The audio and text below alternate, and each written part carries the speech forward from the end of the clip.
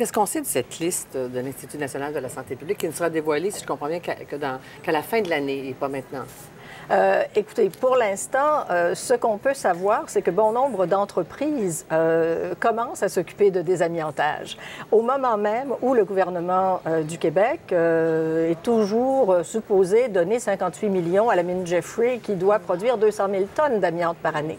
Alors, on est dans une situation parfaitement contradictoire et aberrante. C'est-à-dire qu'on sait qu'à l'échelle du monde, il y a plus de 100 000 personnes par année qui vont mourir des suites des problèmes d'amiante dans le monde.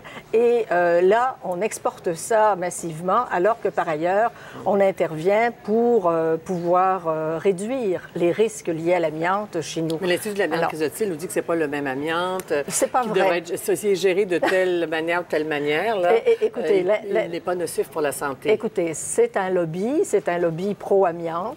L'essentiel de l'amiante utilisé dans le monde, c'est de l'amiante chrysotile, à plus de 95 %. Donc, c'est pas tout à fait juste. Et quand on nous dit on peut l'exploiter sans problème chez nous, c'est à peu près comme de dire écoutez, on peut faire des mines antipersonnelles au Québec, mais sans trop de difficultés pour les travailleurs. Par conséquent. Mais l'amiante auquel on est confronté ici dans nos édifices publics, c'est de l'amiante installée il y a très longtemps. Oui. Bon.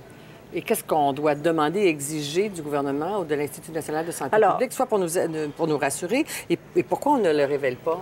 On a peur? C'est la panique? C'est quoi? Écoutez, c'est à eux qu'il faut poser la question. Ouais. Chose certaine, c'est qu'il y a tout intérêt pour le public à savoir quels sont les endroits où il y a de l'amiante, quel type d'amiante, comment ça a été installé, et qu'on fasse le travail école après école. Et là, on va créer énormément d'emplois pour ce secteur du désamiantage, alors que c'est l'argument qu'on sert encore pour poursuivre